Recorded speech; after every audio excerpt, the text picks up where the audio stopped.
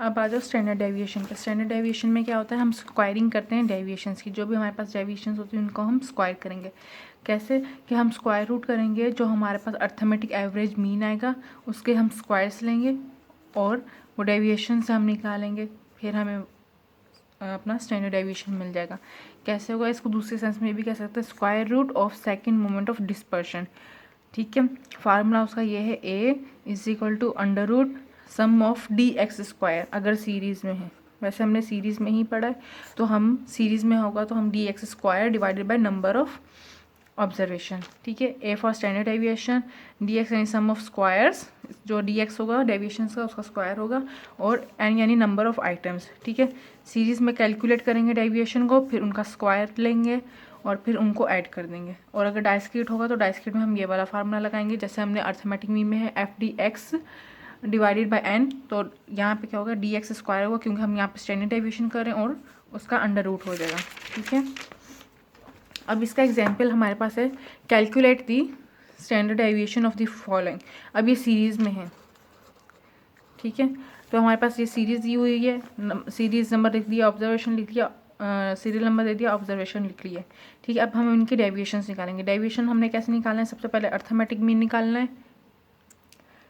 सबसे पहले arithmetic mean निकालेंगे, जैसे हमारे पास टोटल नंबर ऑफ ऑब्जर्वेशन 2660 है और कितनी है वो काउंट करेंगे और हमें अर्थमेटिक मीन मिल जाएगा, यानी कि x मिल जाएगा। अब हम इसको माइनस करेंगे 2660 को x से, जो हमारे पास ऑब्जर्वेशन होंगे उनसे माइनस करते जाएंगे 200 से, 260 से सारी ऑब्जर्वेशन कर दी तो हमें dx मिल जाएगा। dx मिलने के बाद क्या करना है, हमें इसका स्क्वायर लेना है। ठीक है, फॉर एग्जाम्पल जैसे अब हमारे पास ये मिला है 76 है, तो 76 का स्क्वायर हो जाएगा 5776। ऐसे हर वैल्यू के स्क्वायर लेंगे, स्क्वायर लेने के बाद इनको सम करेंगे, ऐड करेंगे, क्योंकि वहाँ पे क्या बोल रहे हैं, sum of deviation, square of deviation. तो हमने ये अपना स्क्वायर का डेविएशन ले लिया। अब स्क्वायर का डेविएशन का टोटल ये हो रहा है 376। नंबर ऑफ ऑब्जर्वेशन 10 है, 10 लिखेंगे। पहले इसको सॉल्व करेंगे ब्रैकेट के अंदर वाला, फिर हम इसका अंडर रूट निकालेंगे तो हमें 61.07 आंसर मिल जाएगा। सही है, ये हो गया स्टैंडर्ड डेविएशन सीरीज़ में। अगर डाइस्क्रीट में है यानी फ्रीक्वेंसी है, तो फ्रीक्वेंसी में क्या होता है कि हमने फ्रीक्वेंसी से मल्टीप्लाई करना है तो एफ एक्स मिल जाएगा, फिर डी एक्स निकालेंगे यानी डेविएशन। एफ एक्स मिलने के बाद हमने एफ एक्स को डिवाइड करना है टोटल नंबर ऑफ ऑब्जर्वेशन से, हमें आंसर मिलेगा, उसको हम माइनस करेंगे एक्स से माइनस करने के बाद ये आंसर मिल जाएगा। एफ डी एक्स होगा, यानी कि डी एक्स को मल्टीप्लाई करेंगे एफ के साथ, और फिर एफ डी एक्स स्क्वायर यानी कि इसका ये जो आंसर होगा इसके स्क्वायर्स निकालेंगे। इस तरीके से हमारे पास स्टैंडर्ड डेविएशन इन डाइस्क्रीट हो जाएगा। ठीक है, ये हो गया स्टैंडर्ड। इसके अलावा मॉड है। मॉड यानी कि मॉडलिंग, मतलब जो ज़्यादा इन चीज़ होती है, जो ज़्यादा इन फैशन में होता है। फॉर एग्जांपल एक ट्रिक है, तो मॉडलिंग में हम क्या करते हैं, जो ज़्यादा इन चीज़ होती है हम उसको काउंट करते हैं। इसके दो मेथड है, ग्रुपिंग मेथड और फार्मूला मेथड। ठीक है, इसको सीरीज़ में कैलकुलेट नहीं कर सकते हैं। इसको सीरीज़ में कैलकुलेट करने के लिए पहले हमें डाइस्क्रीट में कन्वर्ट करना पड़ेगा मोड को। ठीक है, डाइस्क्रीट में क्या करेंगे, पहले हम वैल्यूज़ लेंगे, उनकी मैक्सिमम फ्रीक्वेंसी, फिर उनकी मॉडल वैल्यूज़। कंटिन्यूस में क्लास इंटरवल्स होंगे, फ्रीक्वेंसीज लेंगे, मॉडल क्लास लेंगे और फिर मेथड लगा के इंटरप्रिटेट करेंगे। ग्रुपिंग मेथड में क्या होता है, हमारे पास साइज़ ऑफ आइटम दिया हुआ है, फ्रीक्वेंसी भी हमें दी हुई होगी। ठीक है, और अगर फ्रीक्वेंसी नहीं, साइज़ ऑफ आइटम नहीं है, सिर्फ फ्रीक्वेंसीज दी हुई है, हम उसको सेट कर लेंगे, क्योंकि सीरीज़ में होता नहीं है। साइज़ ऑफ आइटम दिया हुआ है, फ्रीक्वेंसी दी है, फ्रीक्वेंसी के बाद अब हम क्या करेंगे कि जो ये 2 वैल्यूज़ होंगी, फर्स्ट 2 वैल्यूज़, इनको हम प्लस करेंगे, इन सबको प्लस करके इनके आंसर्स लिखेंगे यहाँ पे। अब इस पहली में सबसे बड़ा नंबर 17 है, 17 लिखा। दूसरी लाइन में 30 आया। अब जो तीसरी लाइन होगी, थर्ड रो, उसमें क्या करेंगे, पहली लाइन छोड़ देंगे और हम बाकी 2 डिजिट करेंगे, यानी 1 माइनस करके 2 को हम प्लस करेंगे। पहली रो को माइनस कर देंगे, इनको प्लस करेंगे, ऐसे हो जाएगा थर्ड लाइन में। ऐसे सबके करने हैं। फिर चौथी रो में हम क्या करेंगे, 3 डिजिट लेंगे, 1 2 3, इनको लेंगे, प्लस करेंगे, इनका सम लिखेंगे, ऐसे 3 3 3 करके जितनी आपकी वैल्यूज़ हैं उतनी करने, ये करेंगे। और फिर 5 रो में क्या करेंगे कि पहला कॉलम, पहली लाइन माइनस कर देंगे और 3 लेंगे, पहली माइनस और 3 लेके इनको प्लस करके फिर वो लिखना है सबको 3 3 करके। और हम 6, इसके मैक्सिमम 6 रोज बनेंगे, और 6 में क्या करेंगे, कि -2 लेते हैं, -2 लेने के -2 में यानी कि पहली 2 लाइंस को कैंसिल कर देंगे और नीचे वाली 3 को प्लस करेंगे। ठीक है, ऐसे हमने इन सारों को प्लस करना है और फार्मूला लगाना है। लगाने के बाद क्या करेंगे, जो अब इनमें सबसे बड़ा नंबर होगा, इसमें 17 है, इसमें 30 है, इसमें 28 है, इसमें ये है 112, इसमें 40 है, इसमें 38 है, तो ये सारे हमने लिखने। अब इनको हमने मार्क कर दिया। मार्क करने के बाद क्या करना है, अब हमने देखना है कि जो हमारा सबसे बड़ा नंबर आ रहा है वो कौन से आइटम में लाई कर। अब 17 है, 17 आता है 10 में, पहले रो में 10 में आता है। ठीक है,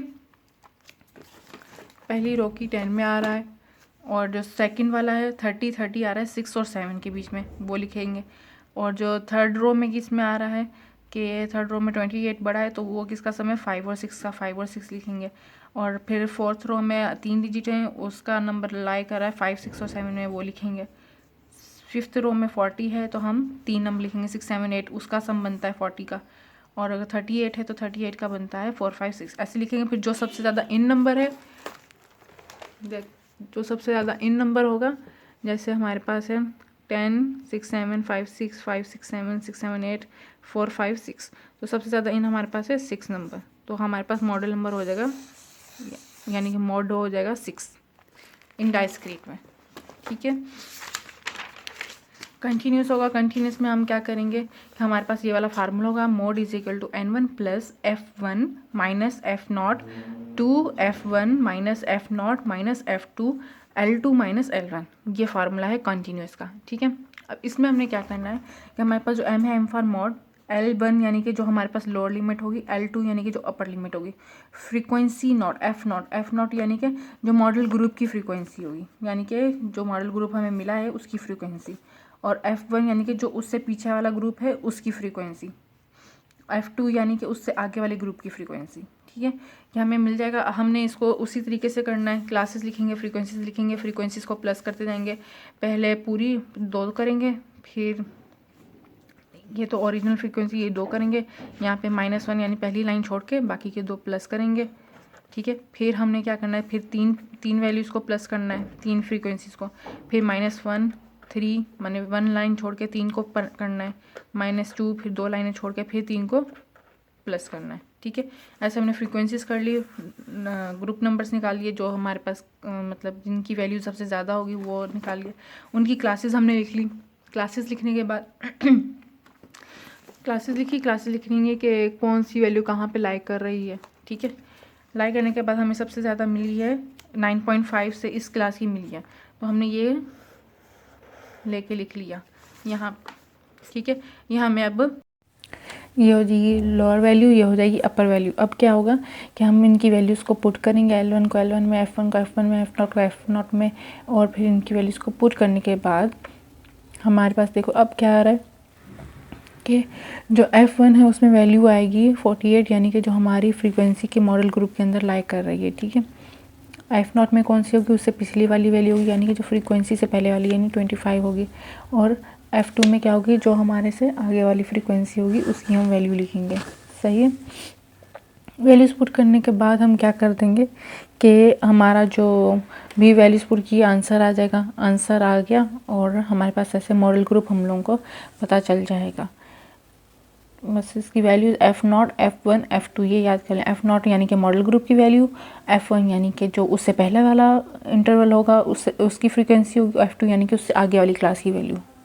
सही है, और अब हमारे वैल्यूज पुट की आंसर आ गया। आंसर के बाद हमने अब आंसर आ जाएगा। अब हमारे पास मोड को हमने कैलकुलेट कर लिया। कंटिन्यूस में भी मोड को कैलकुलेट करने के ग्रुपिंग मेथड और फार्मूला मेथड दोनों समझा दिए। ग्रुपिंग में हम फ्रीक्वेंसीज को काउंट करते रहेंगे, और फार्मूला में क्या करेंगे, कंटिन्यूस में होगा पहले उसकी ग्रुपिंग करेंगे फिर फार्मूला लगाएंगे।